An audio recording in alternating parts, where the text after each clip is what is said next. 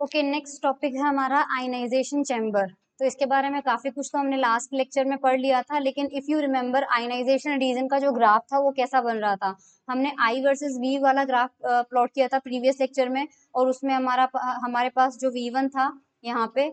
Correct, V1 से लेके V2 तक का जो रीजन था वो हमारा कौन सा था, आयनाइजेशन रीजन, करेक्ट। तो इसमें जो डिटेक्टर काम करता है इस रीजन के अंदर वो कहलाता है आयनाइजेशन डिटेक्टर या आयनाइजेशन चैम्बर। तो सबसे पहले इसकी जो बनावट है वो देखते हैं। इसकी बनावट बिल्कुल वैसी है जो प्रीवियस लेक्चर में पढ़ी थी अपन ने, तो मैं वही कह रही हूँ आपको कि सबसे पहले इस 7.1 वाला जो डायग्राम है, 7.1 वाला डायग्राम जो है वो आप देख लीजिए कैसा है। वेट, 7.1 इसी में दिखा देती हूँ आपको। यस, ये 7.1 जो प्रीवियस लेक्चर में हमने डिस्कस कर लिया था, सेम यही है। ओके, सो आयनाइजेशन चैम्बर का जो ग्राफ है वो सेम टू सेम यही है। तो इसके बारे में जो थ्योरी आपको लिखनी है एग्जाम में वो देख लीजिए। इसमें एक आयनाइजेशन चैम्बर होता है जिसमें एक गैस कुछ सेंटीमीटर Hg के प्रेशर पर भरी रहती है। हम एयर ले सकते हैं, नोबल गैसेस ले सकते हैं, आर्गन CO2 का मिक्सचर या आर्गन CH4 का मिश्रण ले सकते हैं, मिक्सचर ले सकते हैं, ठीक है। इसमें जो एक बेलनाकार सिलेंड्रिकल ट्यूब होती है जिसकी लंबाई लगभग 10 सेंटीमीटर होती है, उसके एक्सिस के अलोंग एक मेटेलिक वायर होता है जिसकी रेडियस 0.01 सेंटीमीटर होती है। इसको नली से इलेक्ट्रिकली इंसुलेटेड रखते हैं। ये वायर एनोड की तरह काम करता है, मेटल की नली कैथोड का काम करती है। जो इस बार वोल्टेज लगाते हैं, जैसे ये V1 से V2 है, ये लगभग 10 वोल्ट से 200 वोल्ट तक लगाई जाती है। यानी V1 जो होता है वो 10 वोल्ट होता है, V2 जो होता है वो 200 वोल्ट होता है। ये रेंज जो होती है वोल्टेज की वो यहाँ पे अप्लाई की जाती है, ठीक है। अब जब कोई पार्टिकल इसके कक्ष के अंदर से गुजरता है तो इसमें जो भरी हुई गैस होती है उसमें आयन जनरेट हो जाते हैं। ओके, और उसमें हमने जो आरोपित वोल्टता लगाई है उसकी वजह से एनोड और कैथोड के बीच में इलेक्ट्रिक फील्ड जनरेट हो जाती है। इस इलेक्ट्रिक फील्ड की वजह से ये इलेक्ट्रोडों की तरफ चलते हैं और इलेक्ट्रोड इन्हें क्या कर लेते हैं, ग्रहण कर लेते हैं, जिससे कि करंट जनरेट होती है। और करंट जो होती है वो इस ग्राफ के अकॉर्डिंग जनरेट होती है, ठीक है। अब हमारे पास जो आयनाइजेशन चैम्बर होता है वो कौन सी रीजन में काम करता है, सेचुरेशन आयनाइजेशन करंट रीजन में काम करता है, जो V1 से V2 के बीच में होती है, ठीक है। इसमें आरोपित वोल्टता का मान इतना अधिक होता है कि अगर उसमें आयन बन जाते हैं तो उनका रिकॉम्बिनेशन रुक जाए, क्योंकि इससे जस्ट पहले रिकॉम्बिनेशन रीजन होता है जिसमें अगर एक आयन और इलेक्ट्रॉन बनते हैं तो वो वापस मिलके न्यूट्रल एटम बना लेते हैं। तो हमारा वोल्टेज इतना होता है इस बार कि जो रिकॉम्बिनेशन है वो भी रुक जाए। इसके अलावा क्या हो कि परमाणु और आयन की टक्कर से आयनों का पुनर्उत्पादन ना हो, यानी एक तो खुद का रिकॉम्बिनेशन रुक जाए और एक ये दोनों बनने के बाद दूसरे परमाणुओं का आयनाइजेशन ना करे। बस इस रेंज में हमें बैलेंस करके वोल्टेज लगानी होती है, करेक्ट। इस पे स्पंद धारा की ऊंचाई में कोई परिवर्तन नहीं होता है। भी हमने देखा था जो ग्राफ होता है करंट का वो बिल्कुल स्ट्रेट लाइन की तरह होता है, करेक्ट। अब हमारे पास ये जो करंट होता है, करंट की जो ऊंचाई होती है वो किस किस पर डिपेंड करती है, वो एग्जाम में कई बार आपको पूछा जाता है। तो गैस के प्रेशर पर डिपेंड करती है, इलेक्ट्रोडों के आकार पर डिपेंड करती है, गैस के आयनन की प्रकृति पर डिपेंड करती है, ठीक है। ये आपको ध्यान, और इसके अलावा हमने देखा था कि आयनों की संख्या पर निर्भर करती है।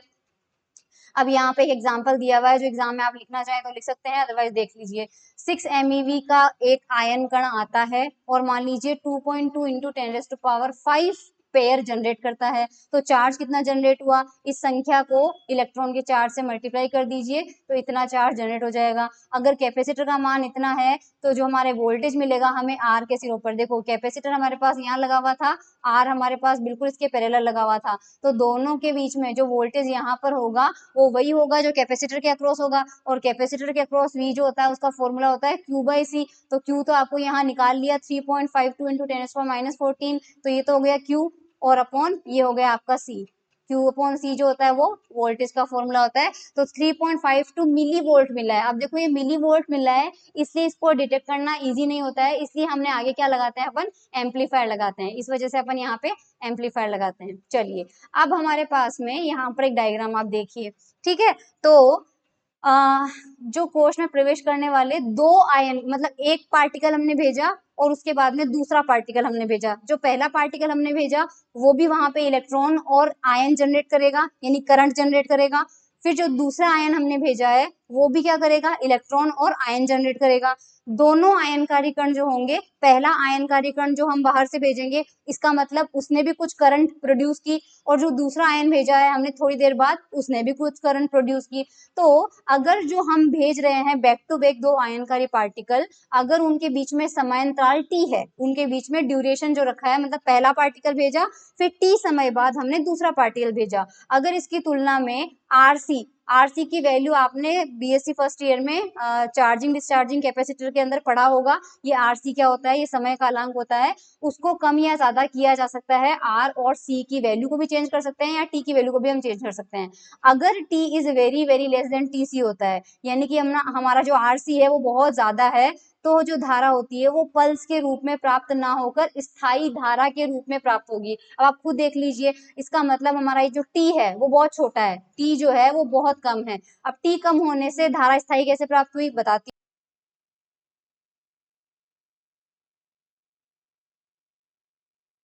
देखो टी कम हुआ टीसी से, करेक्ट, तो ये बोल रहा है कि जो करंट है वो हमें क्या मिलेगी, स्टेडी करंट मिलेगी, पल्स नहीं मिलेगी। पल्स का मतलब करंट मिली फिर करंट नहीं मिली, फिर करंट मिली फिर करंट नहीं मिली, फिर करंट मिली, और स्टेडी करंट का मतलब बिल्कुल कंटिन्यू हमें करंट मिल रही है, या इस तरह से कंटिन्यू हमें जो भी है डीसी करंट मिलेगी, तो करंट हमें कंटिन्यू मिल रही है। अगर टी बहुत छोटा है, ये टी क्या था, हमने पहला पार्टिकल अंदर भेजा, शूट किया, और टी समय बाद हमने दूसरा भेजा, तो पहले वाले पार्टिकल ने करंट की पल्स जनरेट कर दी, दूसरे वाले पार्टिकल ने भी करंट की पल्स जनरेट कर दी। अगर इस टी को हम बहुत रखें कम, यानी कि मान लीजिए 0 सेकेंड ही रख दिया, मान लीजिए 0.1 रख दो, 0.1 रख दिया, इसका मतलब पहला पार्टिकल गया, थोड़े से ही टाइम बाद दूसरा पार्टिकल गया, यानी पहले की वजह से करंट मिलके खत्म भी नहीं हुई, उससे पहले दूसरे की वजह से मिल गई, फिर तीसरे की वजह से मिल गई, फिर चौथे की वजह से मिल गई, फिर पांचवे की वजह से मिल गई। इस तरह से जो करंट है वो हमें स्टेडी करंट मिल रही है, इसकी वजह से हमें क्या मिल रही है, स्टेडी करंट मिल रही है, क्योंकि जो टाइम हमने रखा है दो पार्टिकल के बीच में वो बहुत कम रखा है। आई होप आपको ये क्लियर हो गया होगा। और इसका उल्टा, अगर टी बहुत ज्यादा बढ़ाएंगे तो हमें करंट की पल्स मिलेगी। तो सबसे पहले प्रत्येक आयनकारी प्रवेश करने से, यानी फर्स्ट आयनकारी कण जो होगा उससे हमें कुछ वोल्टेज मिलेगा, फिर थोड़ी देर बाद हमें दूसरा वोल्टेज मिलेगा, तो रिकॉर्डिंग आसानी से की जा सकती है कि पहले पार्टिकल की वजह से वोल्टेज मिल गया, दूसरे पार्टिकल की वजह से वोल्टेज मिल गया। तो इन दोनों प्रकार के जो आयन कोष होते हैं उनको करंट आयन कोष और स्पंद आयन कोष, एक को करंट आयन कोष बोलते हैं जब T very very less then TC है, क्योंकि कंटिन्यू करंट मिल रही है, और इसमें टी ग्रेटर देन टीसी होता है, क्योंकि पहले वोल्टेज मिला फिर थोड़ा ब्रेक आया, फिर वोल्टेज मिला फिर थोड़ा ब्रेक आया, फिर वोल्टेज मिला फिर थोड़ा ब्रेक आया। तो ये आई होप आपको समझ में आ गया होगा। अब हम यहाँ पे पढ़ते हैं इसका सिद्धांत। सिद्धांत के लिए मुझे डायग्राम की जरूरत पड़ेगी, इस वाले डायग्राम की, तो ये डायग्राम है वो आप देखिए। सो हमारे पास मान लीजिए यहाँ पर ये तो है कैथोड, जस्ट अ मिनट, हमारे पास ये तो है कैथोड, ठीक है, ये कैथोड का सिलेंड्रिकल ट्यूब हो गई हमारे पास इस तरह से, और यहाँ से हमारे पास ये एनोड हो गया, इसको इंसुलेट कर रखा है हमने पूरा, ठीक है इसको, और ये हमारा वो हो गया एनोड, है ना, दिस इज एनोड, यहाँ पर इलेक्ट्रॉन्स आएंगे, एंड दिस इज कैथोड, यहाँ पर पॉजिटिवली चार्ज पार्टिकल आएंगे। बीच में देखो जो बीच का एक्सिस है, यानी एनोड और कैथोड के बीच की डिस्टेंस हमें दी हुई है डी दी हुई है, ओके। अब हमने यहाँ पे क्या करना है, देखो सिद्धांत को समझने के लिए, माना एक आयनकारी कण, सबसे पहले एक पार्टिकल है वो हमें भेजना है, और वो हम कहाँ से भेज रहे हैं, जो अक्ष है एक्सिस है उसके पैरेलल भेजेंगे, और अक्ष से एक्स नोट दूरी पर से भेजेंगे, यानी कि उसके पैरेलल भेजेंगे। तो देखो पाथ बनाती हूं मैं, हमारा जो पार्टिकल है वो यहां से एंटर किया, ये डॉटेड लाइन जो है ये हमारे पार्टिकल का पाथ है। तो आप देख सकते हैं कि ये एक्सिस के समांतर है, और एक्सिस से कितनी दूरी पर है, एक्स नोट दूरी पर, ये यहाँ पे एक्स नोट दूरी पर एंटर हुआ, करेक्ट, यहाँ से ये हमें मिल गया, चलिए ठीक है। तब ये आयनन कोष्ठ में आयनों का एक ट्रैक, मतलब ट्रैक उत्पन्न कर देगा, का मतलब है जैसे जैसे गुजरता जाएगा रास्ते में जो भी पार्टिकल मिलते जाएंगे उनसे टकराता रहेगा और उनसे इलेक्ट्रॉन जनरेट करता रहेगा। तो जैसे कि इसने यहाँ पर एक इलेक्ट्रॉन जनरेट कर दिया, जैसे ही ये रेड वाला इलेक्ट्रॉन जनरेट होगा ये किसकी तरफ भागेगा, नीचे की तरफ तो कैथोड है, और ऊपर की तरफ क्या है, एनोड है, तो ये ऊपर की तरफ एनोड की तरफ जाना शुरू करेगा। तो ये आयनों का ट्रैक उसने उत्पन्न कर दिया। मान लीजिए आयन कोष्ठ में स्मॉल n पेयर उत्पन्न हो गए, करेक्ट। ये इलेक्ट्रॉन एनोड की तरफ जाएंगे और जो धनायन होंगे वो कैथोड की तरफ जाएंगे, ठीक है। और हमने आरसी की जो वैल्यू है वो आयनों के संग्रहण होने में लगने वाले समय से बहुत ज्यादा हो तो आयनन होते ही हमें धारा मिल जाएगी। इसका मतलब क्या है, आरसी का मान जो है वो संग्रहण में लगे हुए टाइम की तुलना में ज्यादा है। इसका मतलब जो आयनों का संग्रहण हो रहा है, संग्रहण का मतलब हो रहा है कलेक्शन, आयनों के कलेक्शन में बहुत कम टाइम लग रहा है। आयनों का कलेक्शन का मतलब होता है जैसे ही इलेक्ट्रॉन्स का कलेक्शन होगा करंट जनरेट हो जाएगी। अब कलेक्शन का टाइम अगर कम है, अगर कलेक्शन का टाइम कम है यानी जल्दी जल्दी आयन कलेक्ट हो रहे हैं, जल्दी जल्दी आयन कलेक्ट हो रहे हैं तो प्रतिरोध आर में से धारा प्रवाहित स्पीड से होगी, इसलिए लिखा हुआ है आयनन होते ही प्रतिरोध आर में से धारा प्रवाहित हो जाएगी। तो आई होप ये लाइन आपको समझ में आ गई कि आयन का कलेक्शन होने में टाइम कम लग रहा है, आयन जल्दी जल्दी कलेक्ट हो रहे हैं, इसलिए करंट भी जल्दी जल्दी मिल रही है, आयनाइजेशन होते जा रहा है इधर और इधर धारा मिलते जा रही है।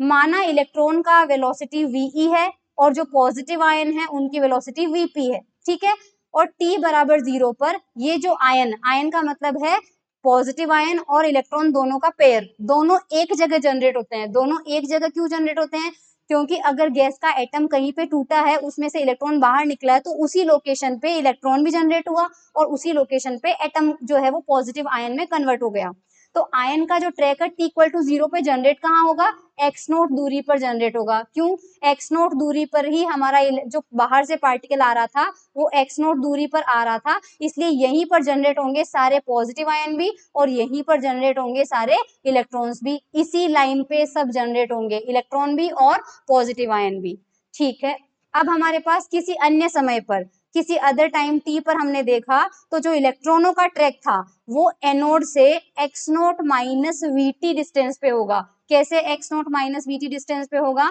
तो मैं कलर लेती हूँ यहाँ पे ग्रीन कलर, ध्यान से देखना। इलेक्ट्रॉन का ट्रैक ऊपर की तरफ जा रहा है तो किसी टाइम पे मान लो वो यहाँ पर पहुंच गया, इलेक्ट्रॉन का ट्रैक जो है वो मैंने ग्रीन लाइन से बनाया, यहाँ पर पहुंच गया, करेक्ट। और इलेक्ट्रॉन t टाइम तक चले थे कितनी स्पीड से, वीई स्पीड से, तो कितनी डिस्टेंस ट्रेवल कर ली, speed into time, V T distance travel कर ली। टोटल दूरी तय करनी थी उनको कितनी, इतनी, x0 ट्रेवल करनी थी और उन्होंने अभी तक यहाँ से यहाँ तक की दूरी तय कर ली और यहाँ से यहाँ तक की दूरी कितनी है, वीईटी। तो एनोड से अब वो कितनी दूरी पर रह गए, तो देखो दो लाइनें मैं यहाँ पर बना देती हूँ कि आपके पास इस तरह से ये दूरी थी x0, करेक्ट। और इलेक्ट्रॉन अभी यहाँ पर आ गए, इतनी दूरी तय कर ली उन्होंने, कितनी, वीईटी। तो अब ये जो बची डिस्टेंस है वो कितनी हो गई, एनोड से वो कितनी दूरी पर रह गए, x0 माइनस वीईटी, करेक्ट। तो इलेक्ट्रॉन जो है वो x0 माइनस वीईटी डिस्टेंस पे, और जो पॉजिटिव आयनों का ट्रैक है वो एनोड से x0 प्लस वीपीटी डिस्टेंस पे चला गया। अब ये कैसे हुआ, ये कैसे हुआ, ये यहाँ पे दिखाते हैं आपको कि जो पॉजिटिव आयंस का ट्रैक था वो आपके पास कैसे चला गया। तो पॉजिटिव आयन का ट्रैक देखो नीचे जा रहा है, नीचे जा रहा है, तो नीचे जाते जाते मान लीजिए वो यहाँ तक आ गया,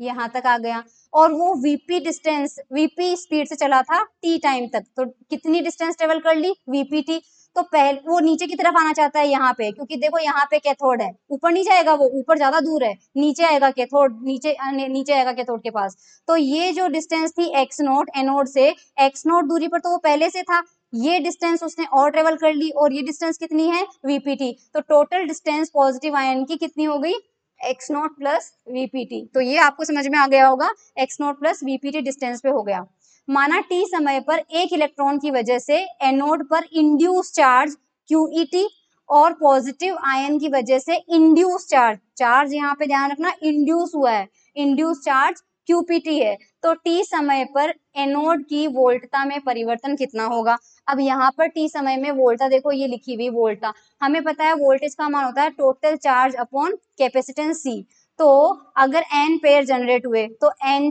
इलेक्ट्रॉनों की वजह से चार्ज कितना है, QE है, तो n इंटू QE तो चार्ज हुआ इलेक्ट्रॉन का, और n इंटू QP चार्ज हुआ पॉजिटिव चार्ज। तो इतना नेगेटिव चार्ज और इतना पॉजिटिव चार्ज, तो टोटल चार्ज कितना हुआ, इन दोनों को ऐड कर दो, तो दोनों में से n कॉमन आ जाएगा, n QE प्लस QP और ये हमारे पास डिवाइडेड बाय कितना हो जाएगा, C हो जाएगा। तो Q/C फॉर्मूला लगाया, उससे हमें ये वाली इक्वेशन नंबर 1 मिल गई, इतनी वोल्टता में परिवर्तन हो जाएगा। अब ये देखो, ये आपको समझने वाली बात है कि QET यहाँ पे QET का ये वाला फॉर्मूला कैसे आया, QET वाला ये फॉर्मूला कैसे आया, तो ये मैं आपको थोड़ा सा समझाना चाहती हूँ, यहाँ पर समझते हैं इसको, ठीक है। देखो हमें पता है कि एनोड और कैथोड के बीच की डिस्टेंस है D, ये डिस्टेंस है D, ठीक है। यहाँ पे है हमारा एनोड और यहाँ पे है हमारा कैथोड, और इन दोनों के बीच की डिस्टेंस हमें दी हुई है D, और इधर भी हमारा क्या है, कैथोड है, क्योंकि वो बेलनाकार है ना, तो मैंने सिलेंड्रिकल के बीच की लगाई है। अब ये कह रहा है टी टाइम पे, है ना, टी टाइम पे जो इलेक्ट्रॉन है वो यहाँ से इलेक्ट्रॉन निकले थे। सपोज करो कि हाँ, यहाँ से t = 0 पर अगर अपन देखें, जस्ट अ मिनट, इसको मैं कैसे समझाऊं आपको फॉर्मूले को, कि सपोज कोई इलेक्ट्रॉन यहाँ पर जनरेट होता है, और वो कोई इलेक्ट्रॉन मान लीजिए यहाँ पर जनरेट होता है, और पूरा यहाँ से यहाँ तक आता है, तो अच्छा खासा एक इलेक्ट्रॉन पूरा का पूरा यहाँ पे इंड्यूस हो गया, पूरा एक इलेक्ट्रॉन इंड्यूस हो गया, यानी d डिस्टेंस पर आपके पास अगर एक इलेक्ट्रॉन इंड्यूस हुआ है, तो हमारे पास जो डिस्टेंस पे है इलेक्ट्रॉन, हमने जो इलेक्ट्रॉन को टी टाइम पे देखा था, टी टाइम पे, ये तो t = 0 की कंडीशन है, ये तो t = 0 पे, टी कंडीशन पे हमने देखा तो वो कितने डिस्टेंस पे था, x0, वो कितनी डिस्टेंस पे था, देखो यहाँ पे x0 माइनस VT डिस्टेंस वो ट्रेवल कर चुका था, x0 minus VET distance anode से था, एनोड से यहाँ पे वो था, यहाँ पे था, और ये डिस्टेंस कितनी है, x0 माइनस VET, करेक्ट। अब देखो यहाँ पे अगर D डिस्टेंस के करस्पॉन्डिंग चार्ज E है, तो आपके पास ये डिस्टेंस कितनी है, ये डिस्टेंस कितनी है, D minus x0 minus VET, पूरा कैथोड तक पहुंचना है, एनोड से यहाँ से लेके पॉजिटिव आयन को, अब मैं पॉजिटिव ले लेती हूँ क्योंकि यहाँ से लेना है, इस डायरेक्शन में अगर आ रहे हो, उल्टा लेना चाहते हो तो इलेक्ट्रॉन को ले लो, मतलब जस्ट अ मिनट में वापस बना देती हूँ।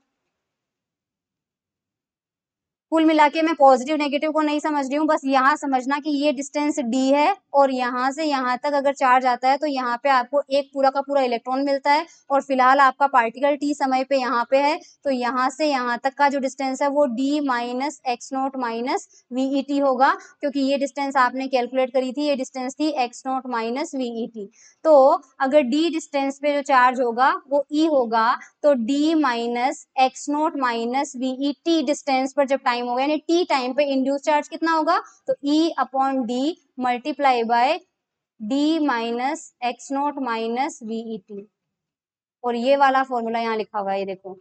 ये यहाँ पे लिखा हुआ है, नेगेटिव साइन आया है, इलेक्ट्रॉन के लिए हमने लिया है, ठीक है। और इसी तरह से QPT लेंगे तो यहाँ पे D में D माइनस आ जाएगा, लेकिन x0 माइनस VT की जगह हमने डिस्टेंस निकाली थी, वो कितनी थी, x0 प्लस VET आ जाएगा। जो QET का है उसका उल्टा जो डिस्टेंस होगी वो कौन सा होगा, QP का हो जाएगा। तो इक्वेशन 2 और 4 आपको क्लियर है। अब हमारे पास ये जो वैल्यू है QE और QP की वैल्यू हम इक्वेशन 1 में रखेंगे, जो कि आप लोग रखेंगे। आपके पास QPT की वैल्यू आ गई और आपके पास QET की वैल्यू आ गई। QET की वैल्यू आपको यहाँ रखनी है और QPT की वैल्यू आपको यहाँ रखनी है, और इक्वेशन 1 को थोड़ा सा सॉल्व करना है, तो इक्वेशन 4 आपको मिल जाएगा, जो कि आप खुद कर लेना,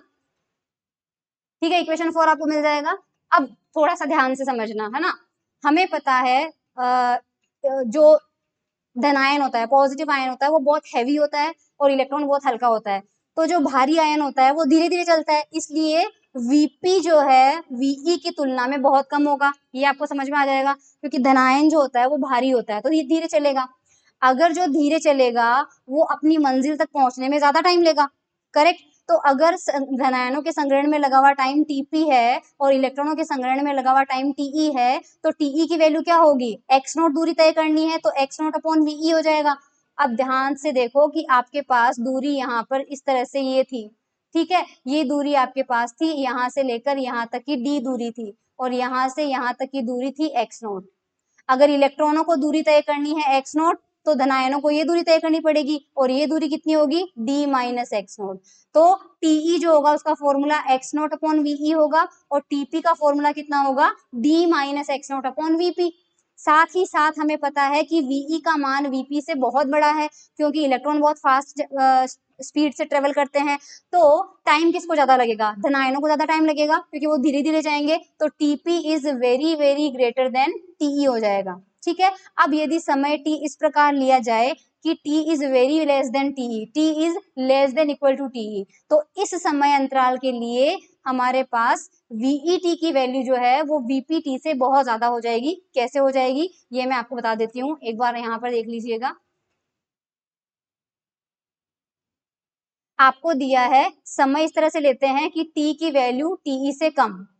ठीक है, और हम जानते हैं कि Vp जो होता है वो Ve से कम होता है, तो इन दोनों को अगर मल्टीप्लाई करो और इन दोनों को मल्टीप्लाई करो, दोनों में सिंबल यही है, यानी कि ये छोटा है और ये छोटा नंबर है, तो दोनों छोटे नंबर को मल्टीप्लाई कर लो, ये बड़ा नंबर है और ये बड़ा नंबर है, इन दोनों को बड़े नंबर को मल्टीप्लाई कर लो, ये लो, तो इसका मतलब VPTE की वैल्यू बहुत छोटी होगी VETE के कंपैरिजन में। तो क्योंकि VPTE की वैल्यू बहुत छोटी है, तो एक्सप्रेशन में हम VPTE को अवॉइड कर देंगे। तो यहाँ पर तो देखो इसमें ये रहा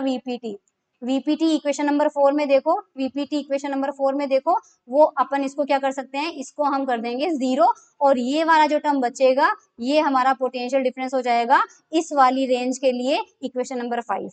इसी तरह से अगर हम समय लें t, ये तो हमने TE से कम समय के लिए लिया था, यहाँ पर ये मिसप्रिंट है, ये TE ही है, ठीक है, हमने यहाँ पर TE से कम समय के लिए लिया, अब हम TE से ज्यादा समय के लिए लेते हैं। TE से ज्यादा समय के लिए हमारे पास एक्सप्रेशन कौन सा आएगा, तो ये भी मैं आपको बता देती हूँ, यहाँ पर देखिएगा। इस बार हमारे पास T जो है TE से ज्यादा है, और हम जानते हैं कि VE जो होता है वो VP से ज्यादा होता है, तो हम इन दोनों को मल्टीप्लाई करते हैं यहाँ पे, तो सॉरी एक मिनट ना, T जो है हमारा TE से ज्यादा है और VP जो है वो हमारा VE से कम है।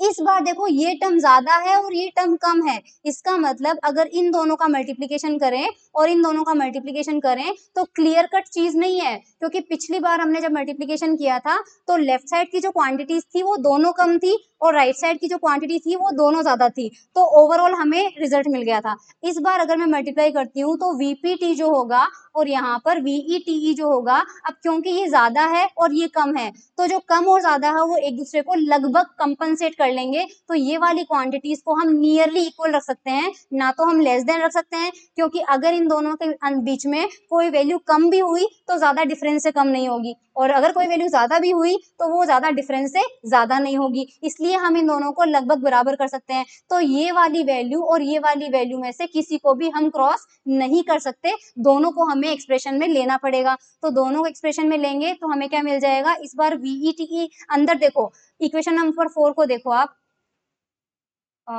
वेट, सो ये देखो इक्वेशन नंबर 4 हमें मिल चुका है। इक्वेशन नंबर 4 के बाद देखिए,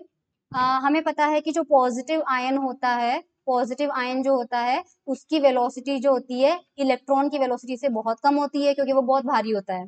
ठीक है, और अगर इलेक्ट्रॉनों के कलेक्शन में लगा हुआ टाइम TE है और पॉजिटिव आयन के कलेक्शन में लगा हुआ टाइम TP है, तो TE हम जानते हैं कितना है x0/v, क्योंकि देखो दो लाइनें थी और इन दोनों के बीच में डिस्टेंस थी d, और यहाँ पे हमारे जनरेट हुए थे इलेक्ट्रॉन और होल, और ये डिस्टेंस थे x0, तो ये डिस्टेंस कितनी हो जाएगी, d माइनस x0, करेक्ट। तो हमारा इलेक्ट्रॉन जो है उसको टाइम लगेगा TE, तो कितना टाइम लगेगा एनोड तक पहुंचने में, x0/ve, और इसको यहाँ नीचे कैथोड तक आने में कितना टाइम लगेगा, d माइनस x0/vp, तो TP और TE की वैल्यू हमें मिल गई। अब क्योंकि VE हमारे पास बहुत ज्यादा होता है इलेक्ट्रॉनों का और TP is very very greater than TE, क्योंकि धीरे धीरे चलेगा धनायन तो उसको ज्यादा टाइम लगेगा, ठीक है। तो अब समय अगर इस प्रकार लिया जाए कि T की वैल्यू TE से कम हो, तो इस समय अंतराल के लिए हमें ये वाली कंडीशन मिलेगी। ये कैसे मिलेगी बता देती हूँ अभी। देखो हमें मिल रहा है कि T जो है is very less than TE, T is very very less than TE, और हम जानते हैं, हमने अभी अभी देखा है कि VP जो है वो बहुत कम होता है VE से, तो लेफ्ट हैंड साइड वाली क्वांटिटी दोनों में ही छोटी है, राइट हैंड साइड वाली दोनों में बड़ी है, तो दोनों को मल्टीप्लाई कर दो, लेफ्ट साइड वाले दोनों को मल्टीप्लाई कर दिया तो वो राइट साइड वाले दोनों से क्या रहेगी, छोटी रहेगी, तो VP TE की वैल्यू क्योंकि बहुत छोटी है तो हम इसे अवॉइड कर देंगे। तो यहाँ पर देखिए इस इक्वेशन नंबर 4 में ये Vp जब T से मल्टीप्लाई होगा तो ये हो जाएगा 0, और 0 होने के बाद आपको मिल जाएगा रिमेनिंग पार्ट ये रहा, किस रेंज के लिए, T लेस देन TE के लिए। यहाँ पर T ग्रेटर देन TE होगा, ये मिस टाइप है, T ग्रेटर देन TE के लिए, यानी TE से लेस देन में हमने फॉर्मूला पता कर लिया। अगर T TE से ज्यादा हुआ तो हमें क्या मिलेगा, तो वो मैं बता देती हूँ आपको। देखो अगर T जो है वो TE से ज्यादा है, एक तो मैं ये पता है, और जो Vp है वो VE से कम है, तो ये ज्यादा है और ये कम है, तो इन दोनों को अगर मल्टीप्लाई करेंगे VPT और इन दोनों को मल्टीप्लाई करेंगे हम VETE, तो ध्यान रखिएगा ये वाली क्वांटिटी और ये वाली क्वांटिटी में हम ये बता नहीं सकते कौन सा छोटा होगा या कौन सा बड़ा होगा, तो हम इनका ऑर्डर लगभग बराबर मान लेते हैं। अगर इनका ऑर्डर लगभग बराबर मान लेते हैं तो हमारा एक्सप्रेशन क्या होगा, दोनों अवॉइड नहीं किए जा सकते। तो इक्वेशन नंबर 4 में जो हमें मिला है, इक्वेशन नंबर मैं 4 वापस दिखाती हूँ, इक्वेशन नंबर 4 को एज इट इज लिखना है, तो इक्वेशन नंबर 6 मिलेगा आपको, लेकिन इक्वेशन नंबर 6 के अंदर आप ध्यान से देखिए कि जो VE है वो भी T से मल्टीप्लाई होना चाहिए और VP जो है वो भी T से मल्टीप्लाई होना चाहिए, लेकिन यहाँ VE जो है वो TE से मल्टीप्लाई हुआ है और VP जो है वो T से मल्टीप्लाई हुआ है, क्योंकि हमें जो वैल्यूज मिली है ये दोनों मिली है, तो हम VE को TE से मल्टीप्लाई करेंगे प्लस और VP को T से मल्टीप्लाई करके यहाँ पर लिख लेंगे। अब देखो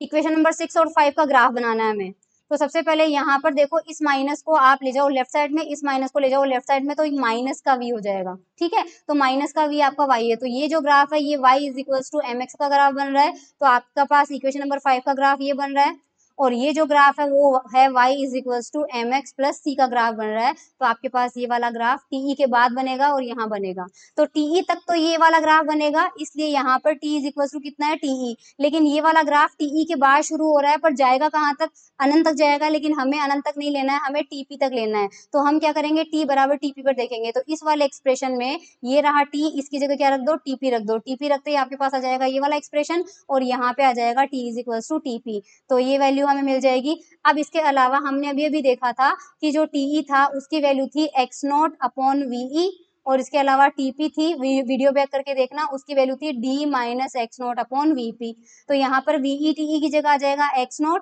और VPTE की जगह आ जाएगा d माइनस x0, x0 से x0 कैंसिल आउट हो जाएगा और आपको मिल जाएगा इक्वेशन नंबर 7, ठीक है। इक्वेशन नंबर 7 आपको मिलने के बाद जो भी चीजें लिखी हुई है ये किसी काम की नहीं है, डेरिवेशन में एग्जाम में नहीं लिखनी है, तो इसको आप छोड़ दीजिए। इक्वेशन नंबर 8 भी आपको किसी काम का नहीं है, इसको भी छोड़ दीजिए। यहाँ पर इक्वेशन नंबर 9 से वापस स्टार्ट करते हैं, इक्वेशन नंबर 7 वही है जो इक्वेशन नंबर 9 है। इसके बाद आप देखिए अगर जो गैस भरी हुई है उसका एक पेयर जनरेट करने के लिए आवश्यक ऊर्जा W है और हमने जो कण भेजा है उसकी एनर्जी E है, तो उस चैम्बर में कितने पेयर जनरेट होंगे, इसका ये मतलब है W एनर्जी से अगर एक पेयर जनरेट होता है तो E एनर्जी से कितने पेयर जनरेट होंगे, 1 upon W multiply by E, और ये हमारा n होगा, तो देखो n इज इक्वल टू कितना आ गया, E बाय डब्ल्यू, n हमारे पास इतना आ गया, इस n की वैल्यू यहाँ पे रखेंगे तो हमें v मिल जाएगा, तो v का फॉर्मूला n ई बाय सी था, वो कितना आ जाएगा, ई अपॉन सी डब्ल्यू आ जाएगा, और ये वाला डायग्राम हमें नहीं बनाना है, ये उसी का मॉडिफाइड वर्जन है, लेकिन v की वैल्यू हमें, हमारे पास v की वैल्यू कितनी आ गई, देखो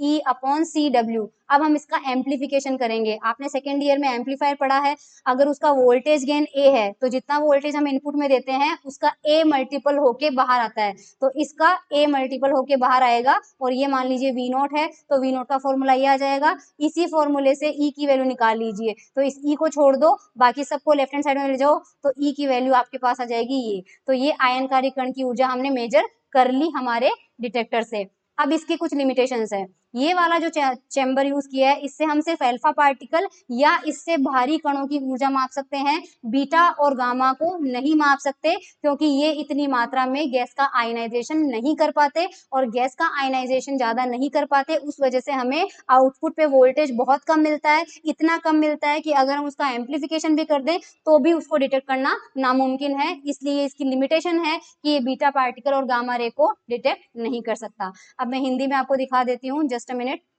सॉरी इंग्लिश में दिखा देती हूँ। तो ये हमारा स्टार्ट था आयनाइजेशन चैम्बर का, ये थ्योरी है देख लीजिए, और ये ग्राफ हमारा मिला हुआ था हमें, उसके बाद ये ग्राफ था और ये थ्योरी थी, ये सब मैंने समझा दिया है हिंदी में, नोट्स बनाने के लिए आप इंग्लिश में बस देख लीजिए, ये भी एक्सप्लेन कर दिया था। ये डायग्राम बहुत इंपॉर्टेंट है, डायग्राम देख लीजिए पोज करके, प्रिंसिपल देख लीजिए।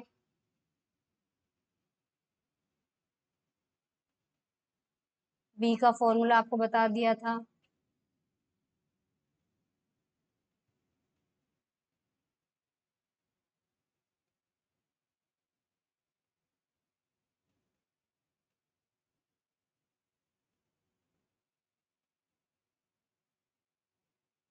ग्राफ आपको बता दिया था।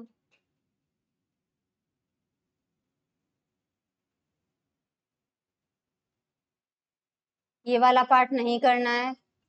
ये वाला पार्ट इक्वेशन 8 भी नहीं करना है। अगर आपके पास इक्वेशन 8 का डेरिवेशन आ जाएगा तो आप क्या करोगे? इक्वेशन 8 वैसे मुश्किल है नहीं यार, बट छोड़ो, इक्वेशन 8 नहीं करना आपको।